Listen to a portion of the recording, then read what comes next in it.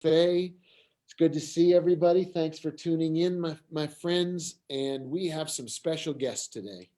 Usually we start with COVID reports, and we'll have Dr. Johnson with us in a minute. But I first want to introduce Counselor Roman Tiger Abeta and Matthew Chavez. And they are both here for a very special reason. Counselor Abeta, welcome. Tell us why you and Matthew are here with us today. Thank you, Mayor. Thanks for having both of us. We are here today because Matthew Chavez not only won Youth of the Year for the Santa Fe Boys and Girls Clubs, but he went on, competed against Boys and Girls Clubs throughout the whole state of New Mexico and won that competition. So Matthew from Santa Fe is going to represent all the Boys and Girls Clubs throughout the state of New Mexico at our regional competition in May. And that is a huge accomplishment. It's a huge accomplishment, Mayor, and we are all very proud of Matthew because it's not easy to win that. And we compete every year with the other clubs around the state, and we don't win every year. We've had some winners, but it's something that you really have to work towards. They require so many hours of community service. They require essays on different topics, and then they require you to share your own personal story, and everybody has a personal story. Matthew's, though, is pretty good. And let me tell you, I don't know that I've ever heard anybody at his age give a speech the way he gives it. And so I think we're in trouble years down the line if Matthew decides to run for office, Mayor, because I don't think we're in trouble. I think we're in great shape. Or great. Well, trouble if he decides to run against me one day, I'd be in trouble. He would beat me. For sure. All right, we'll see what happens. But I think the city's in good shape if Matthew decides to go down that road, because he's got character and he's got, as you say, a great story, and he's very, very mature and composed in delivering that story. So thanks, Counselor. We'll get back. We'll let you talk some more in a minute, but I want to talk to Matthew for a second. So congratulations, Matthew. That is huge. Absolutely huge. How's it feel? What is your own emotion about being the statewide winner? Unreal. I didn't it's going from being not that successful and then becoming New Mexico State Youth of the Year. Like, how do you go from one to the other? That it's just crazy. It just out of the mind. Well, congratulations. Everybody in Santa Fe and northern New Mexico is totally proud of you. It is a huge achievement and well deserved. You worked at it. Tell us a little bit. Counselor Abeta mentioned you've got a very compelling personal story, and you wrote some of it in essays, and then you had to stand up and deliver a talk in front of a panel of judges, which is not easy. What are the elements of your story that you think are so you would like other young people in Santa Fe to learn from you? What are the essence of your personal journey? That there is hope for betterness, that you can become better. And like my story was, I was going through some stuff, and I even had an incident where I got in trouble and I had to go through a first defense program. I dropped out of high school and I moved to Santa Fe with my dad, and I didn't know he worked at the Boys and Girls Club at the time. So I went there, and as soon as I walked in the door, it just changed my life. And now I'm today New Mexico Youth of the Year, Santa Fe Youth of the Year, a straight A student. I get to graduate in less than 30 days now. Very, very excited.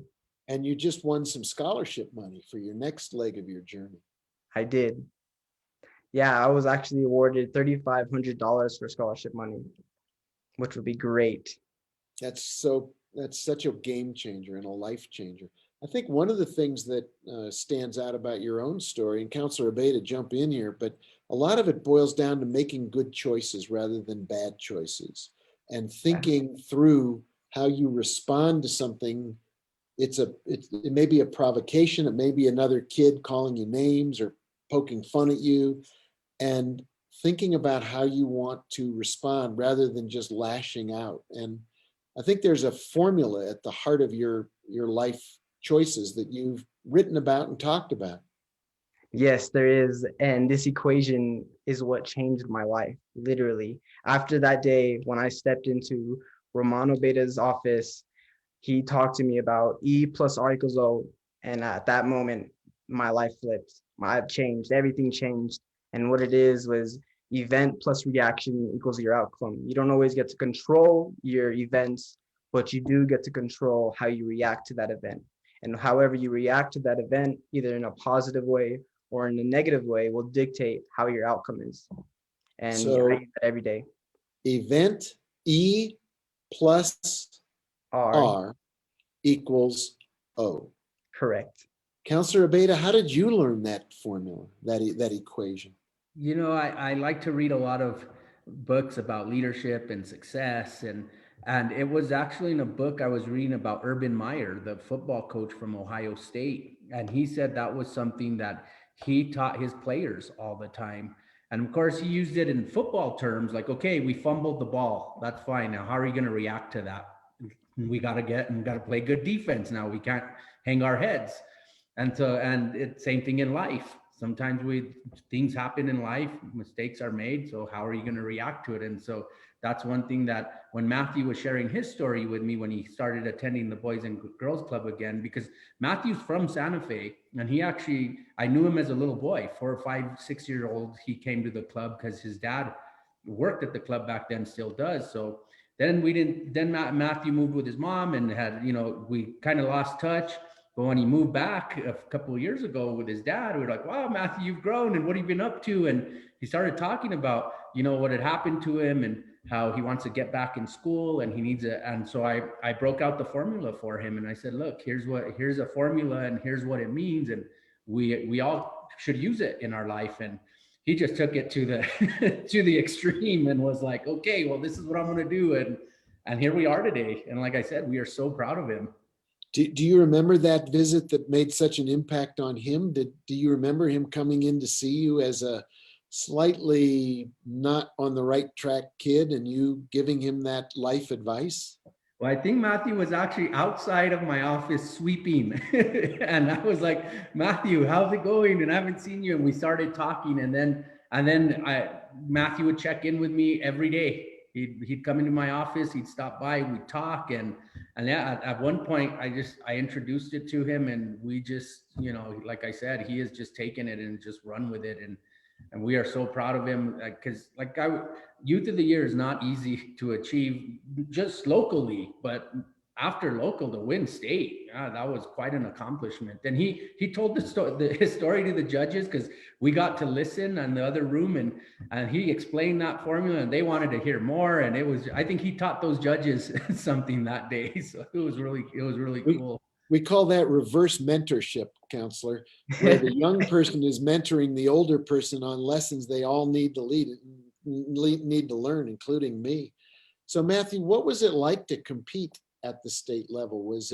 Did you have sweaty palms or did you think, I'm cool, I got this? No, it was definitely difficult. I remember my heart beeping, going boom, boom, boom, boom, boom, boom, boom, boom, boom, but keeping my composure and, making sure that I'm being professional as well. So it was definitely difficult. And what happens now? What's the next step in this journey? Now I go and compete at the regional level, and it's going to be actually virtually as well. And so I'm going to be doing the exact same thing, be giving my speech and then getting interviewed. But we're also going to be doing some team building all the way out through May. Every Tuesday in May, we're going to be doing some team buildings with the other candidates. Great. That's what a life-changing experience. What do you think? This is a loaded question. So pretend you're competing. Think this answer through. How important is mentorship in your life? What does it mean to have a mentor to you? Say that last part again. I'm sorry. What does it mean to be, if you have a mentor, somebody you look up to or who can offer you life lessons, how important do you think that is in your story and in the lives of other young people in Santa Fe? Incredibly important. Romano Beta changed my life. He's my mentor. The average millionaire has 5 mentors in his life. Really? So yeah, I learned that the other day and I thought it was really cool. And so it's very, very vital because you get to have that person where they're not your parents. So it's not that like relationship. It's actually a weird, more, let me teach you this, let me help you, let me give you the tools you need to be successful. And that's exactly what Mono Beta does for me as a What mentor. what would you wish for other young people in Santa Fe? Now that you are Youth of the Year for the whole state, you have what Teddy Roosevelt called a bully pulpit. So what's the message from your bully pulpit for other young people, men and women in Santa Fe, who are trying to make good choices and find their path forward? You haven't got it all figured out, but you've made a real U-turn in your life, going in a better direction. What would you advise other young people in our community? Go to the Boys and Girls Club. The Boys and Girls Club, it just does so many things for people, not just for me, but for many other kids as well. They give you programs, incentive programs to get good grades. Who does that? It's really great. The Boys and Girls Club, definitely. Thank you, Matthew. I am so proud of you and so pleased that you and Counselor Abeda have that relationship. And wherever you go next, you're going to continue to succeed and learn more about life and your own skills, because that's the path you're on. You're on the right track and you're showing people there is a way to do this. Counselor Abeda, any last words? This is your bailiwick. Matthew's a mentor himself.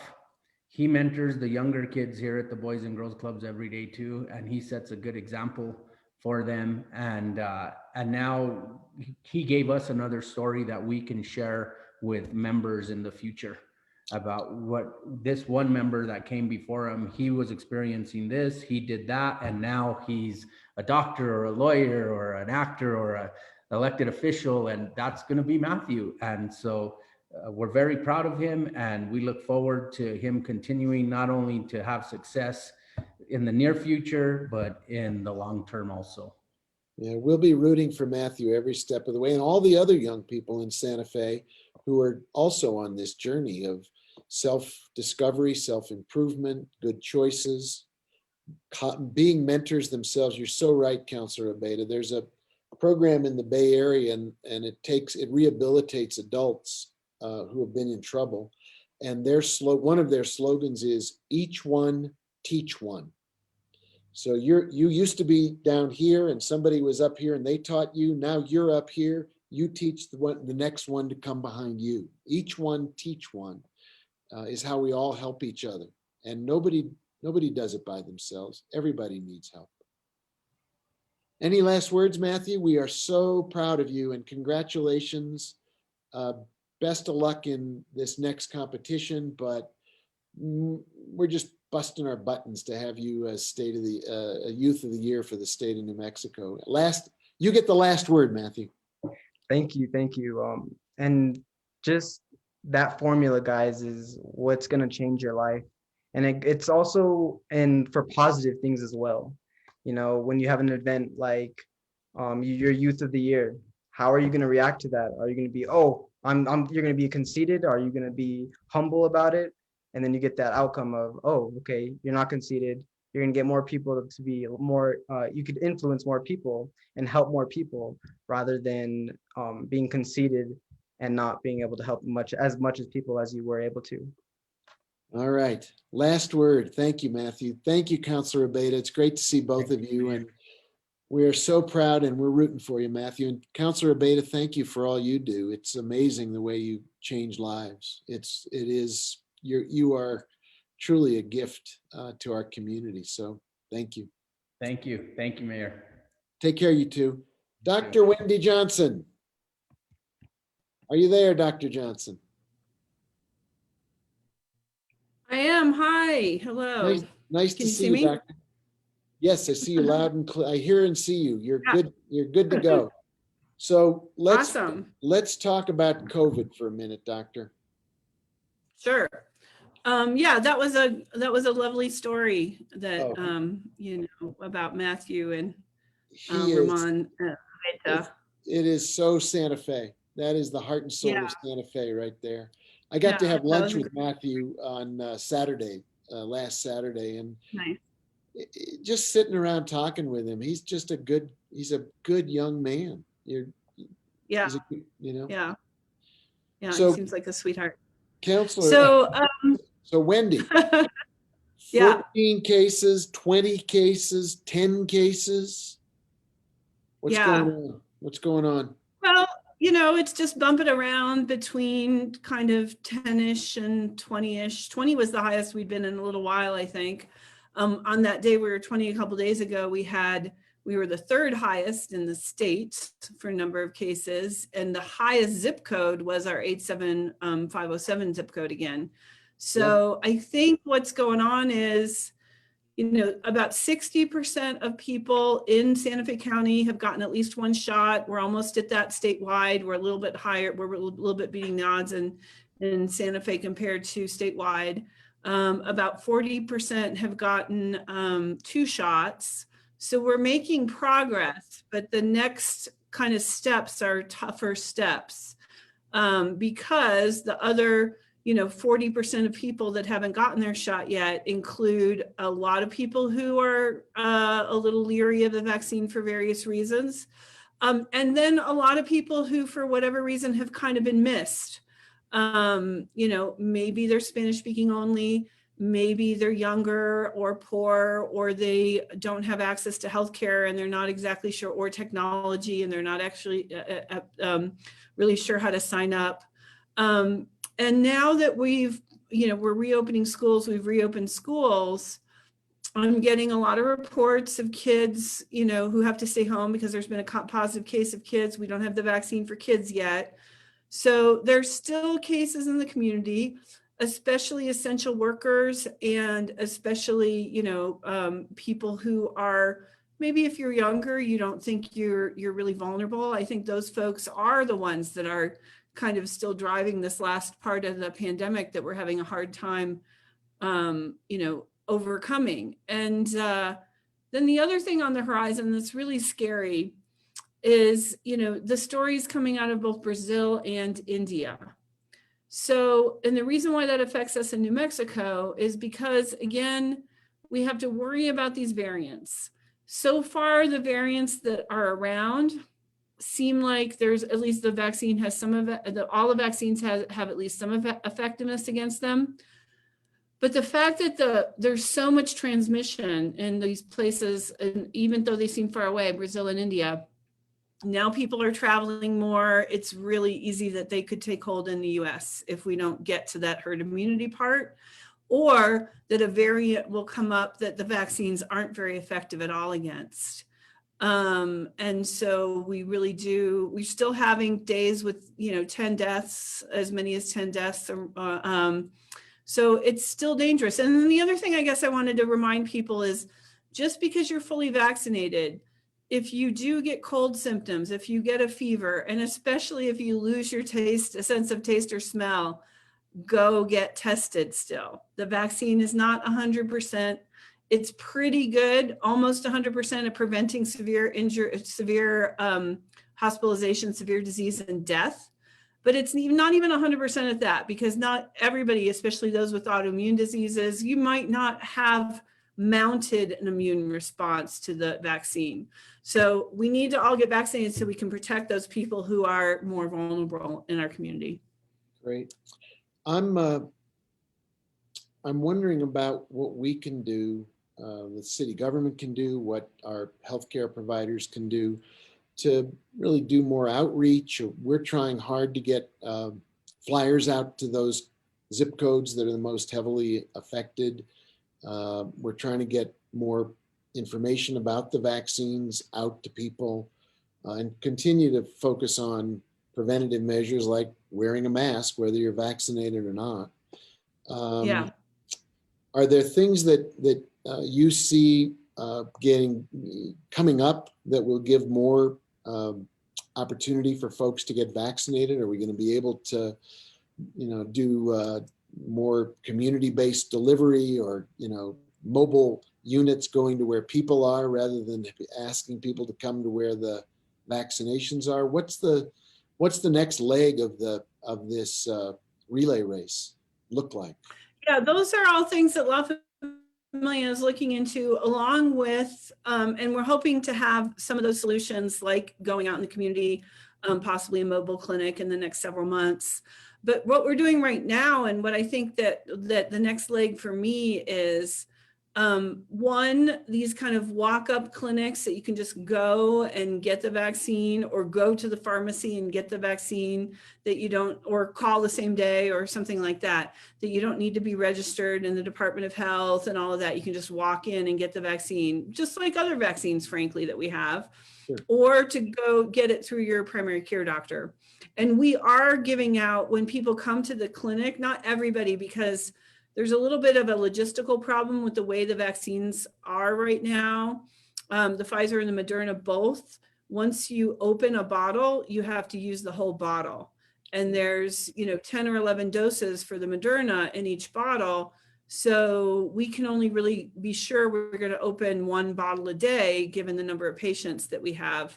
So it's not guaranteed if you have a visit with La Familia with your provider, you'll get it, but we're trying to do it. And I see my patient population. It is, about half of them now are vaccinated, and that's great, but we need to really reach out to that other half. And they may be people who don't have primary care doctors. Yes. So we need to give them other ways to get the vaccine. That's, I think, is the next step. What's the future of J&J at this point? Hard to know. Europe said they're going to go ahead with doing it. I think probably what will happen is that we will restart the J&J sometime in the next week or two. There will be a lifting of that, maybe with some caution for people who already have illnesses that might predispose them to blood clots, or maybe saying, okay, people who smoke, people who are on birth control pills, people who have conditions that might predispose them, histories of heart attacks or strokes or something like that. Maybe we won't give it to those people. I don't know, I'm guessing, but that might be what we see. Okay. And what are you telling people about our own opportunity to make a difference here in town? We are, as you said, we're approaching what, 60%? We're getting there. Yeah. No, above this county of Santa Fe is above 60% for people who've had first doses. Yeah. Well, first of all, I know Christus, and I'll look for the number.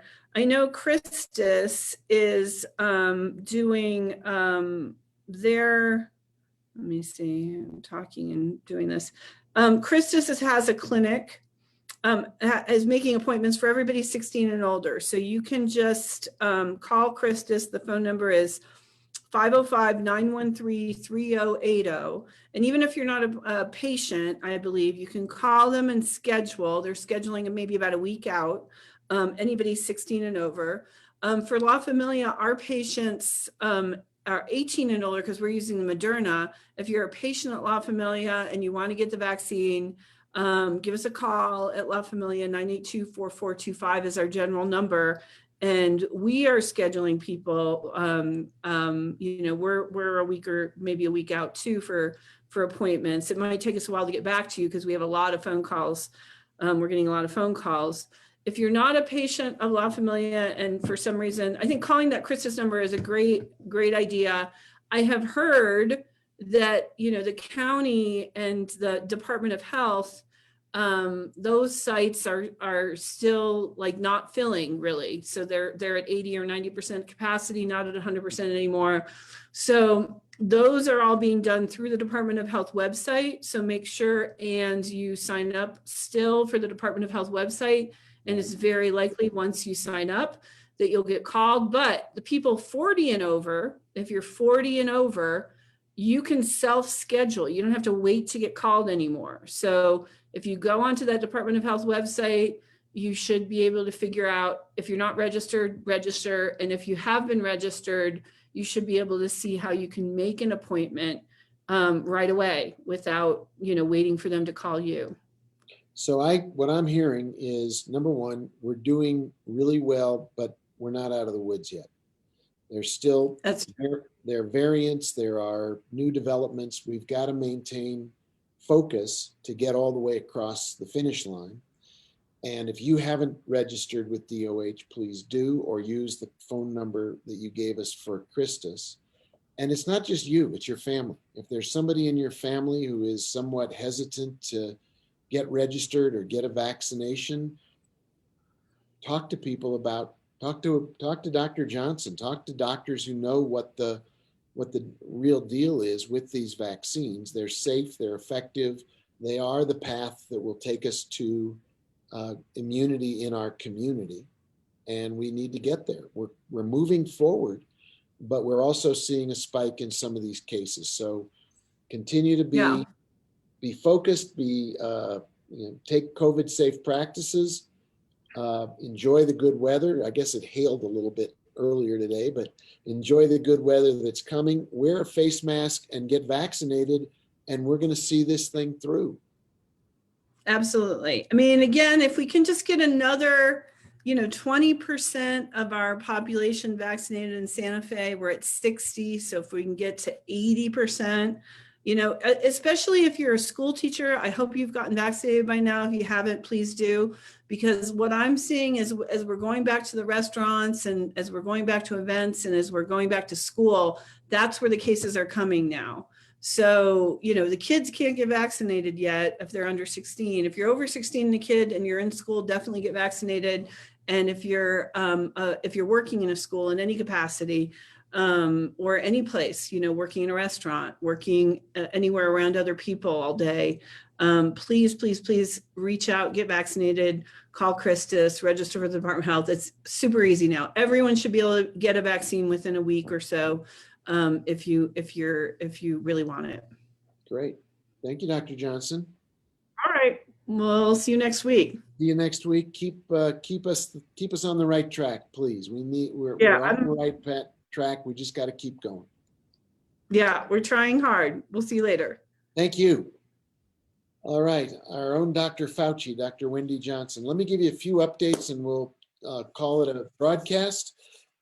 Don't forget, we are still in the hunt for the 2021 Wyland National Mayor's Challenge for Water Conservation. Last year, we finished number 4. This year, we want to be number 1. You go to mywaterpledge.com and you fill out a very short form. It takes 5 minutes. mywaterpledge.com. It says, I will conserve water. I will conserve energy. I will be conscious of my impact on the environment. I'm going to be all in for water conservation. mywaterpledge.com.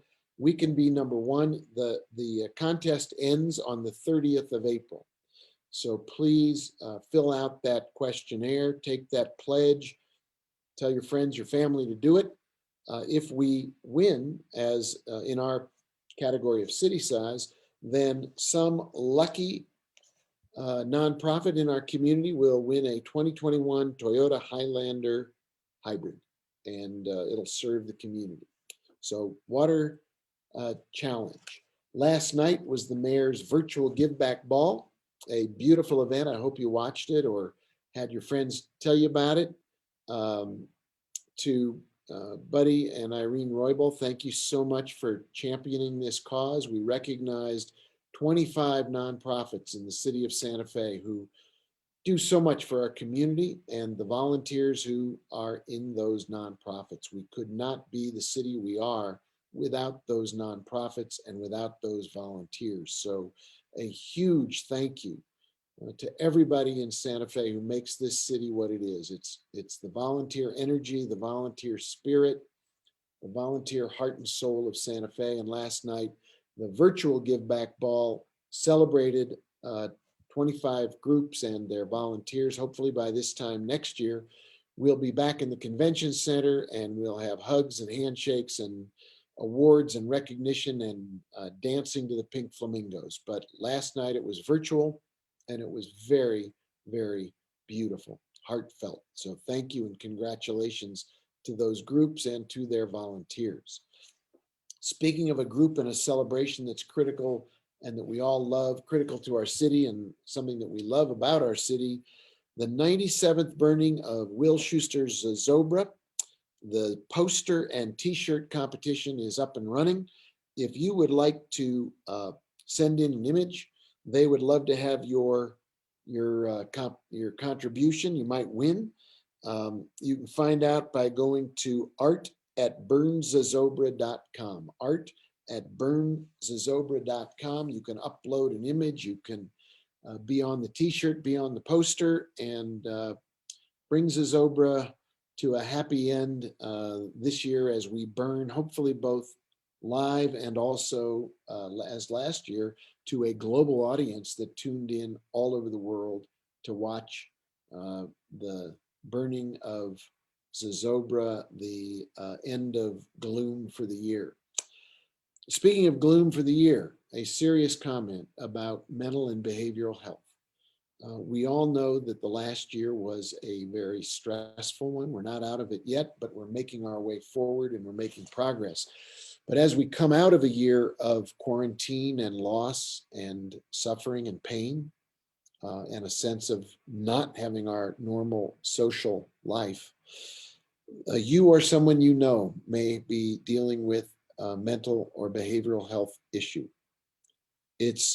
There is no stigma to needing help. We all need help. None of us gets through this without help. We heard from Matthew Chavez. He's had help in his life, and now he's the Youth of the Year for New Mexico. If someone you know or someone in your family or you need some help, nmcrisisline.com is the place to go. NM Crisis Line will provide counseling and support as we come out of being quarantined and come back out into the world. We may all need somebody to talk to, and NM Crisis Line is the place to go. So please ask for help. Last but not least, the city budget was voted on by our finance committee yesterday. A huge, huge congratulations to the committee for their hard work of hearings and listening to our managers bring their budgets forward. To our managers, a huge thank you for the hard work of putting together a budget for the city's future for next year. A lot of important investments in that budget. $3 million for our Affordable Housing Trust Fund, a $3 million investment in affordable housing. Investments in an alternative response unit that brings 3 people, a police officer, a caseworker, an emergency medical technician, to calls for service that involve mental or behavioral health or people who are homeless or needing help on the street. Not sending a police officer because it's not a crime, it is a social service call. So our alternative response unit, and next year we double that to a second unit, can provide that kind of sensitive social service to people who are really in need of some help and get them the help they need and deserve. Investments in a planning study for the growth of Santa Fe. We know Santa Fe is growing. We need more housing. We need to figure out how to have more housing without hurting our quality of life, without adding traffic, without taking away from the things that make Santa Fe special, our look, our feel, our architecture, our sense of place, our brand of who we are and how we live. There's $200,000 in this budget for a growth management study so that we choose growth that we want rather than having growth choose what will happen to us. A very important study in this budget.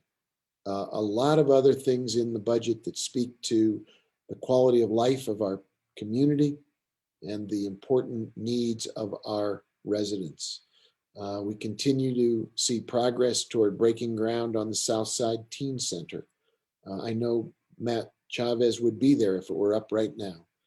We continue to move toward improving our airport. As we reopen, that opens us up to economic development and more jobs for everyone who lives here in our city. We're focused on sprucing up Santa Fe, making us look good as spring and summer arrive, with cutting the weeds and filling the potholes. Between last March and this March, we filled 3,000 potholes. We're really conscious of the need to continue to maintain the look and the beauty of our community. So tune in to the City Council meeting on Wednesday night. The budget will be there for a vote. I hope you will listen, watch, participate. It is a chance to have your voice heard and to participate in our community's future. Tonight, the Streetlight Project unveils a series of places where you can go look at what these new streetlights might look like and voice your opinion there. There's an opportunity for everyone to weigh in on what you like or don't like, how we can protect the night skies, how we can make sure our streets are safe without sacrificing the beautiful dark sky of Santa Fe. And in fact, we are looking into how we can become a dark sky city with that designation from the International Dark Sky Association. So tonight we kick off the chance for everybody in our community to take a look at what some of these lights might look like. Go out and take a look and let your feelings, your voice be heard. Thank you again for watching and listening today. I really appreciate all that our community is involved in keeping everybody safe, continuing to keep COVID at bay, bending the numbers down again, getting vaccinated, wearing masks, practicing safe COVID practices every single day, washing hands, wearing face masks, using hand sanitizer.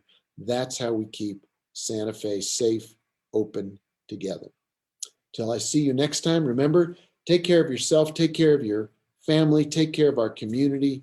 Together, we will all take care of this city that we love and that we cherish. I'll see you next week. Have a great weekend. Take care, everybody.